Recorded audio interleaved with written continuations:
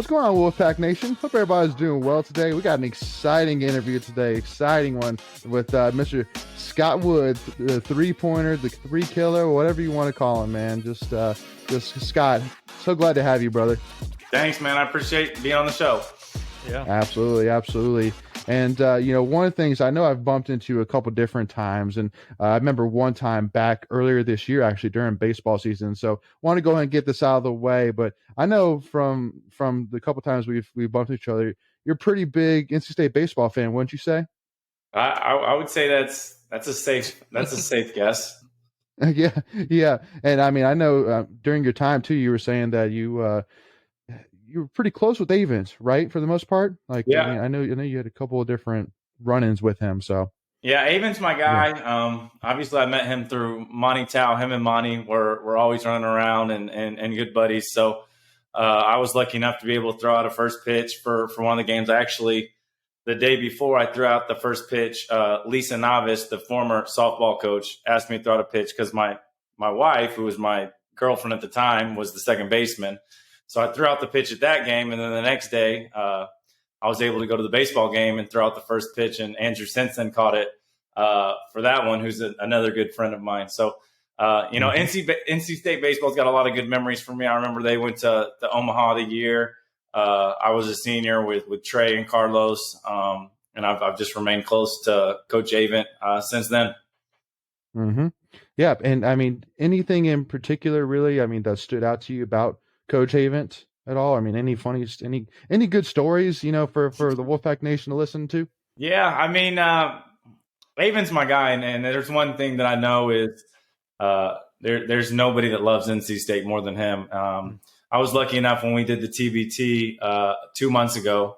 Coach Avent was helping with Team USA, and they had the little qualifiers, so they were getting ready to send the team over to the Olympics. And we mentioned that we wanted him to come to practice because all the guys love him. He was always coming to our practice, getting to know the guys. So he comes into practice, and I guess I don't know if he'd be embarrassed or want me to share the story, but he comes to practice.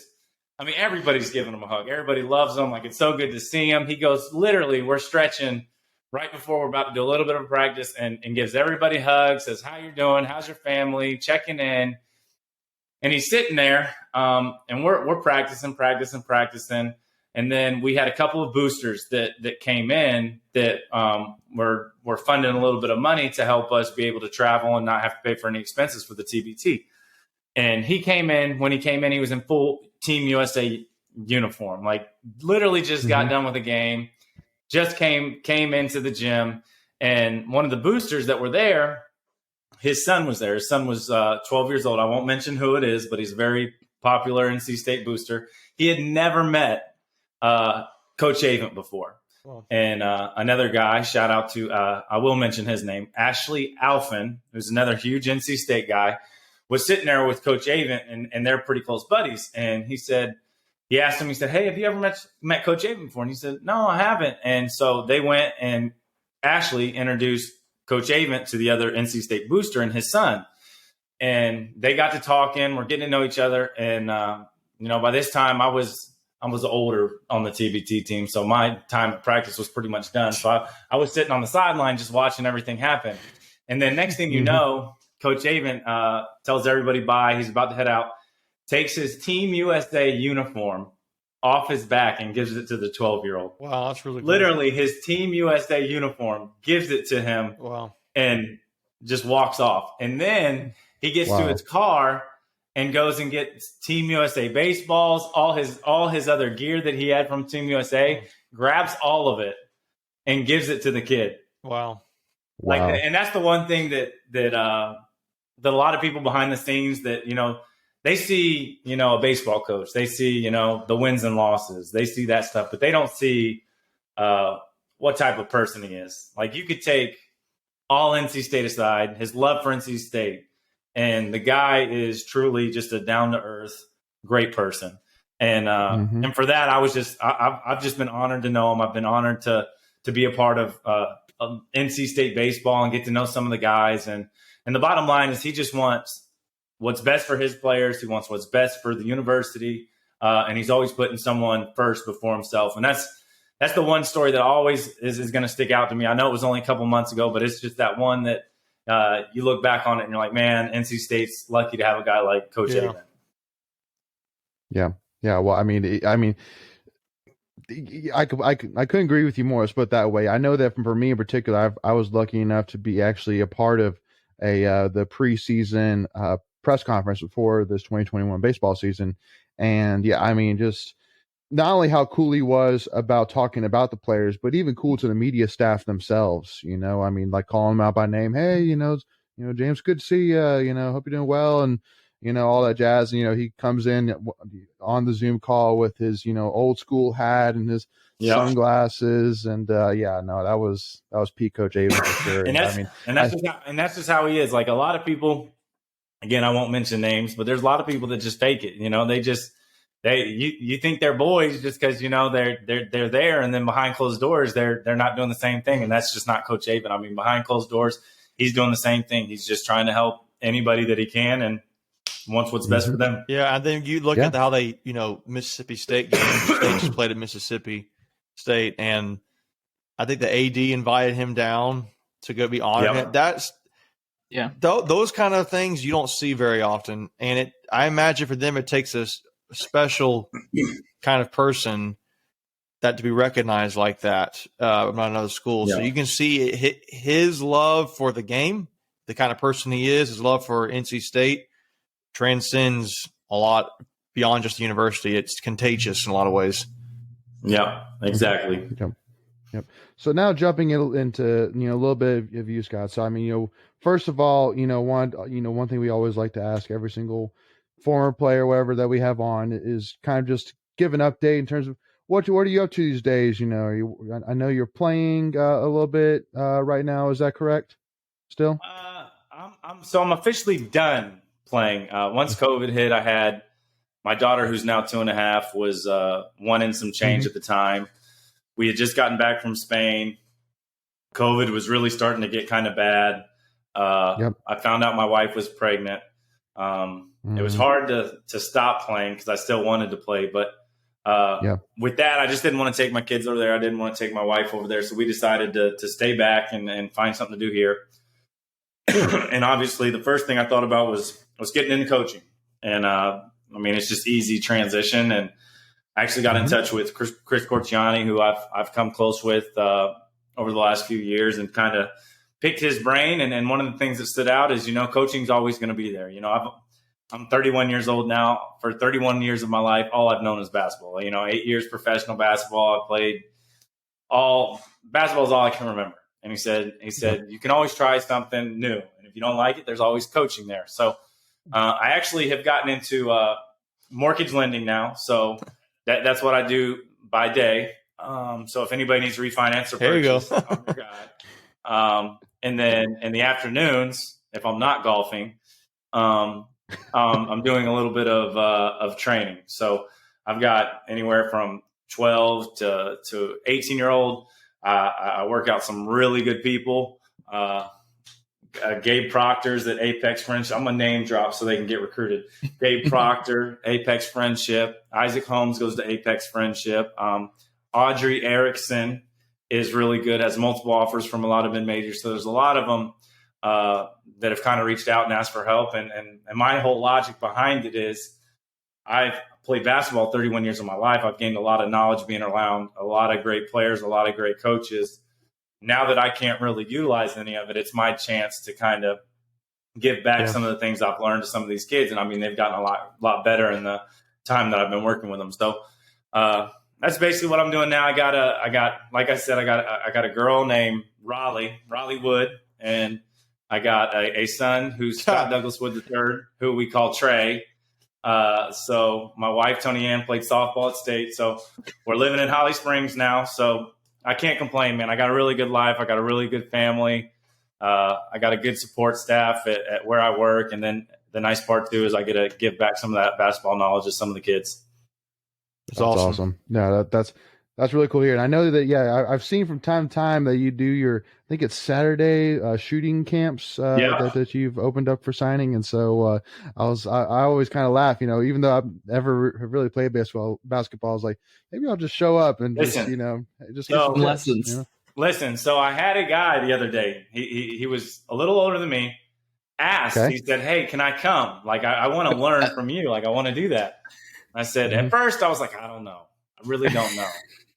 And then I was like, you know what? If this guy really wants to come and get better, let's do it. And he came and he worked really hard. I mean, was going through everything, was working on his shot. So, I mean, if you three want to come down, I'll give you some tips. I don't know if it'll help you for what you want to do later in life, but I'll give you all the tips you want. I need mortgage lending tips, man. I can help you. I got a good support staff on that too, so we'll hook you up. Hey, let's do it. Awesome. Okay. So we'll talk about that off air. No, but yeah. So before we continue, I want to take a quick second to tell you about our sponsor, Flatlands Jessup Insurance Group, that has your whole world covered, with agents in 5 offices throughout Eastern North Carolina to help you decide how much coverage you need, offering policies for home and auto, recreational vehicles, commercial, crop, health, life, and employee benefits. They are able to combine options to find a comprehensive solution that works for you.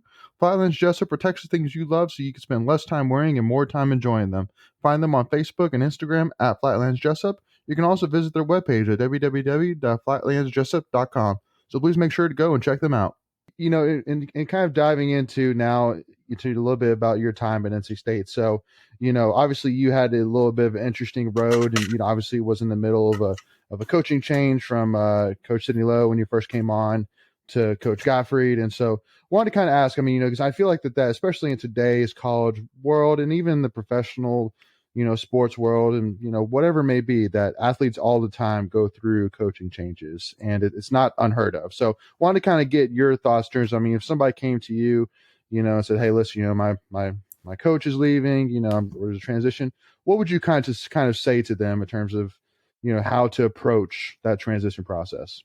It's tough, especially with the coaching change and the rules now. So like when I was in school, if you decided to transfer, you had to sit out a year, no matter what. Yeah. Right. Now that's not necessarily the case. So when I went through that transition, and I've said it multiple times, I had half of a foot out the door to Notre Dame. Like that's where I was going to go. I had talked, with my family, and I'd been, previously recruited, and they weren't technically allowed to reach out, but I knew that there was interest there as well.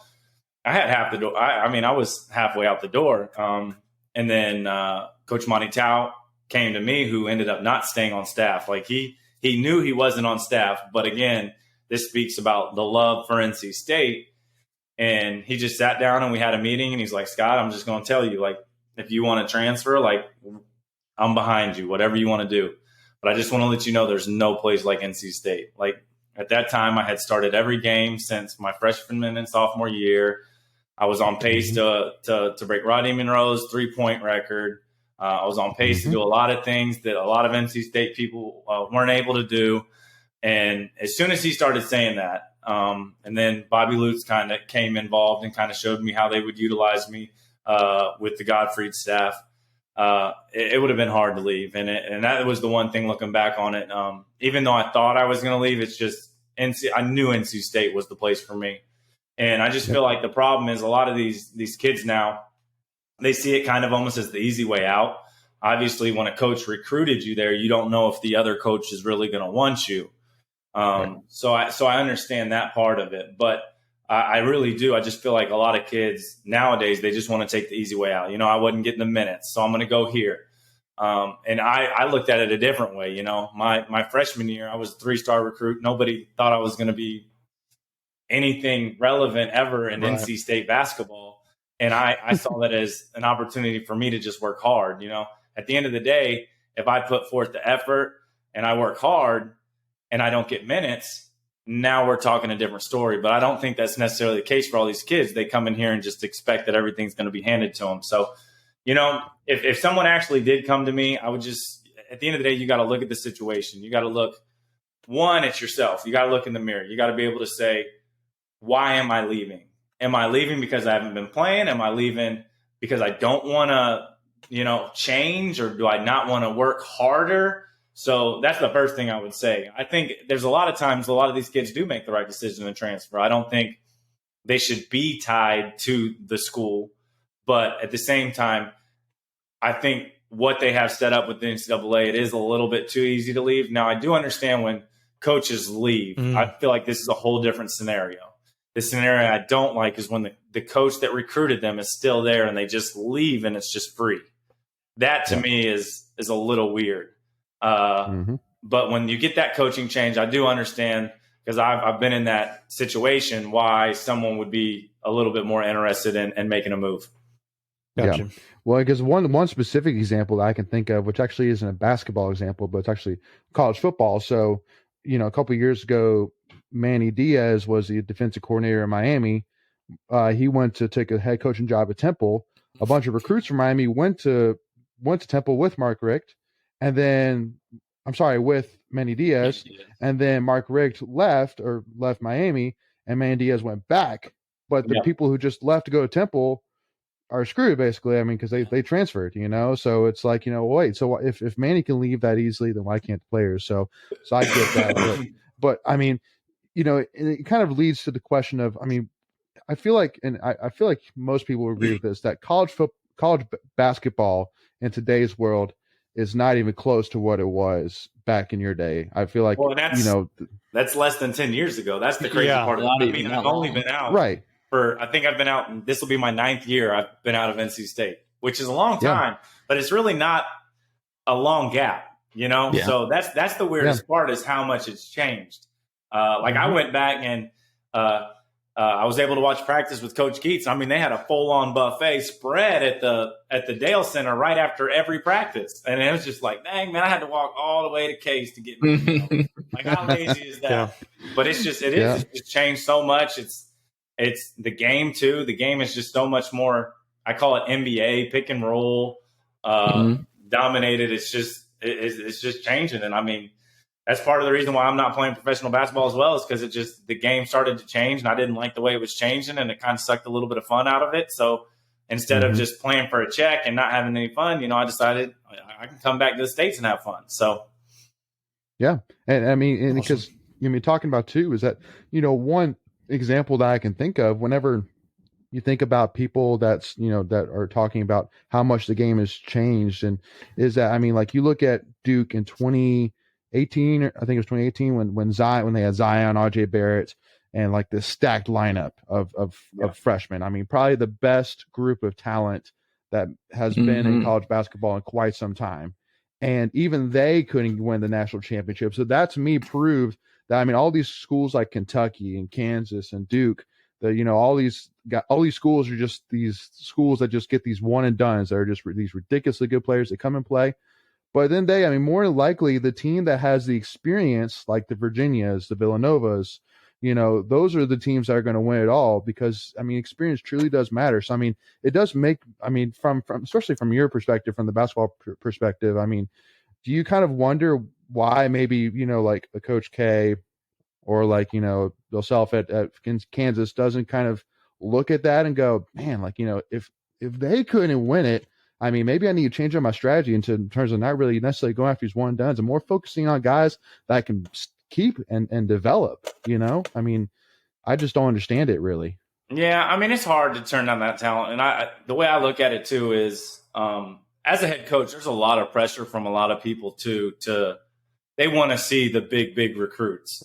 Not many people come to a game to see a 3-star recruit. If you could see, CJ Leslie go dunk on somebody, it's a little bit more fun to watch than Scott Wood just shooting a 3. I don't know, man. I don't know. Hey, that's just how it is. And it is tough, but it also shows that when you get some, I don't know if cohesion would be the word, but cohesion amongst a team that has been there. You got guys that have been there for 2-3 years, and they've played with each other, know each other's game. It shows. Obviously, the Dukes, the Kentuckys may be a more talented team, but they've only played together for 1 year. And then on top of it now, you got 2-3 freshmen that are going to go pro. So now you got a sophomore and junior that may be getting minutes, and there could be division amongst, the team. So there's a lot of things that go on there. And it's not like every team gets along, especially when you know that, guys are going to leave and go pro. So there's just a lot of things to it. I mean, obviously you want talent, but you got to have talent that can mesh and get along and play the game the right way. Mm. Well, I'm curious. Yeah, Leighton, you were saying like Coach K and Bill Self, if they need to change up their strategy, well, Coach K and Roy Williams just said they were retiring because the landscape had changed so much. Yeah, and I mean, I don't. It's hard. I mean, it's just like this, the NIL or whatever. I mean, yeah, I like the idea of it, but y'all are all playing yourselves. The NCAA is playing themselves that they think that it ain't going to turn into who can pay the most money for these kids. They don't have enough rules. That's all it's going to be. They can say, oh, you can't, like, if they're going to wash a car, they got to be paid the same as someone else. You think these kids going to wash a car and they ain't going to pay them $2,000? Yeah. It's ridiculous. And I get it because I was there. I understood. I couldn't have a job. I couldn't make money. There needs to be some type of compensation there, but it also needs to be, I don't know the right way to do it. I keep telling everybody, I was like, dude, if they gave me $50,000, $100,000, I'd have been out there buying a Corvette. You know what I mean? It's just, they're going to waste their money on that. Maybe it's like you can get 40% of your money up front, but the 60 has to go towards some type of savings account until you graduate. Yeah. I was curious what you thought about the NIL, because that whole thing, I mean, that's what people are thinking, oh, that's just going to ruin college basketball and college football and all that. But do you think that's you think that's needed for players? Like, and this is my one takeaway, because I think that these players do need compensated, because listen, these universities, the NCAA is making billions and billions of dollars off these kids, and these kids don't get a cent. So I do believe there needs to be some type of compensation. I really, really do. I just don't know the right way to go about it. The way I look at it is, so for example, I played 8 years professional basketball. Okay. My first 3 years were fine, but at some point in my career, I'm getting paid. It turned into me having to be a selfish player to get the most points possible, so my agent can then use that and get me a bigger deal the next year so that I can get more money. And at some point, it wasn't about winning. It wasn't about my team. It was about selfishness. And that was hard for me. And that's one of the reasons why I stopped playing basketball, because it started to turn into a check and not about winning and losing. Mm-hmm. And the problem is, as soon as these kids start getting paid, they ain't going to care one bit about this university. And they're not going to care one bit if they win or lose, because they're getting money regardless. They're still getting theirs. And that's what a lot of people don't realize. These first couple years may be smooth, but as soon as this starts getting into it, it's going to literally turn into, I'm just going there because it's a job. Yep. It ain't because I'm getting an education. It ain't because I'm trying to, raise a family one day in the city of Raleigh. I'm trying to win an ACC championship. It's because I'm getting paid. Like when Sidney Lowe came to my door, we weren't talking about money. Kevin Keats is going to have to go there and be like, oh, yeah, we're well funded at the university. Yeah. Like that. That's not what it's about. And that's the problem is now it's never going to be about basketball. It's going to turn into money. Yeah. Yeah. Well, I mean, because, one of the things, too, that I wanted to bring up, I wanted to ask you on is, so, one of the things I was kind of thinking through was, so like this past year for football, they didn't have the Meet the Pack day where, fans come for 2 hours, get autographs and signings. So the one thing which I wondered is, I mean, and I wanted to kind of get y'all's opinion on this. Do you think they would go as far as charging fans to get autographs from the players? Like, $20 to get in to get autographs or something? I mean, it'd be more than that. Well, yeah. I mean, like, would it be like $30 for quarterbacks and $5 for defensive backs? I mean, is that how far we're going to go? I don't know. I think I know Ben Broussard really well, who runs the Wolfpack Club, and I don't know if he would do that, because there is still there still needs to be that connection to where an athlete and a fan are together. So there needs to be something like I ain't charged somebody for an autograph a day in my life and never even thought about it. Like the way I look at it is, my dad always told me, hey, one day, he said, just enjoy it, because one day nobody's really going to remember who you are. Like just remember, like when I'm walking at Carter Finley and someone says, "Hey, Scott, go Pack." Like, you don't understand how good it feels to know people like remember your name. Like you did something for the university where somebody remembered your name. And I think that's just where you got to have that bond, because it's going to literally turn into, oh, this guy wants an autograph. Let me charge him $20. No, just be a good person and sign the jersey for the kid. I tell you what, I saw Richard Howell at the South Florida game just walk right by me. I didn't say anything because I was like, what? I don't know what am I going to do. But I was like, my wife with me, I was like, that's Richard Howell. She has no clue who he is. But I was like, that's really cool. Yeah.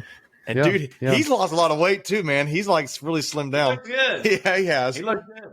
That's cool. He's in Raleigh now, so that should be another guy. He'd be a good one to have on. That's awesome. Richard. He'd be really good. That'd be awesome.